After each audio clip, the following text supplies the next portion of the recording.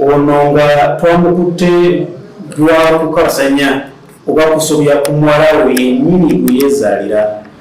Omwana ono wa myaka 15 era wa Kigalama Primary School. Embeera eno etuyisiza bubi ffenna nadda naye nga ffe abanoonyereza twagenze twafunye amawulire ne tukwata Tayeebwa David.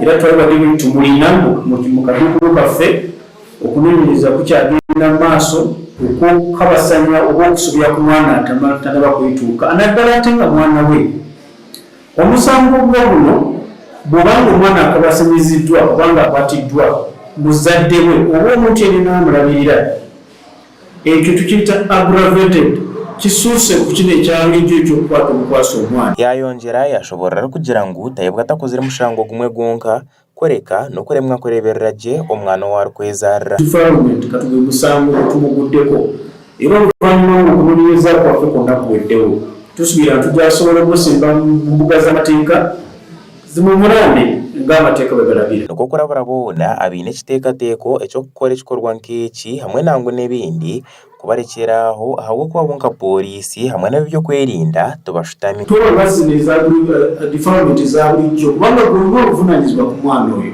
era ojja kusibwa era mbalabula nti abantu bonna mwena abagenda bateese ebbali nkiddamu abateesateese ebbali omaze okukwata abaana n'okufumiza abaana bawala tugenda kubeera taafu okulaba tukwata abantu babona tubatwale mu kkomera. Mukasa wona yayongera yayehananjiriza abazaire hamwe n'abakuza b'abaana ngu bagume bafeeyo munonga okureeberera abaana baabo kandi naashobora kugira ngu eki n'ekintu kirungi biitu kutari kubahindura abakazi baabo. Omuntu yenna omukulu alina obuvunaanyizibwa okulabirira omwana oba yamuzaala oba si yamuzaala.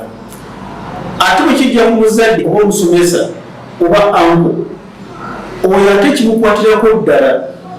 Ensonga lwaki atateekebwa olubanga oli muzadde oba oli musomesa oba oli guardian omuntu alabirira omwana oyo niweesanga ng'oli mu nsobi ey'okumukwata kabeere muwala kabe mulenzi mu nsonga zonna ez'okwegadanga oba ozizza omusango oguyita aggravated ate gwoba oyiseewo. Mukasa wona yayongera yashoborera kugira ngu abantu bingi biine omuze gukwenda ngu emishango bagume bagihereza heeru ya kooti ngu konka kandi ekyo bakihebe. Eby'okukwata abaana tejja kuba Tayeebwa David yokka.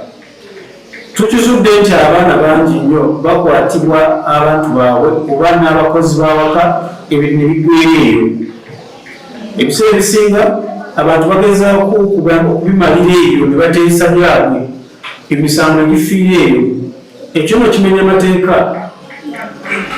Omwana bwe akwatiddwa yenna abanga abadde defiled buvunaanyizibwa bwange okunoonyereza musango mu nsonga eyo kirabe nti abakikoze niwabadde muteesa ndiba muteeseza bibafu onaba mwana era kyevudde nkubiriza abantu mwenna abali ekazo nti mulekerangu okuteesanga ebintu nga bino ebyokukwata abaana.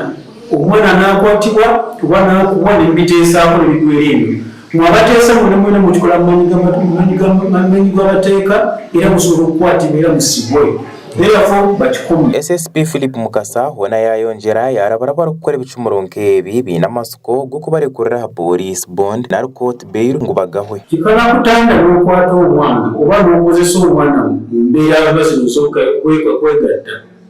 Bw'okimanyi bulungi omwana n'ogw'omusomesa oba gw'omulabirira ebeera aggravated defilement era omusango gwa nnaggumula. Tulina sayansi yenna yonna gwe tusobola okunoonyerezaako ne tufuna obukakafu nti gwakikoze. Awo bwe mbakubira ne mbagamba nti mukikomye abakirowoozako kubanga tolowooza nti ojja kufuna police board ate era kijja kubeera kizibu nnyo n'okufuna court bail ojja kugenda mu nkumi. Amakuru aga gashakwa Sima Naume ahabwa Sky TV ag'enshonga.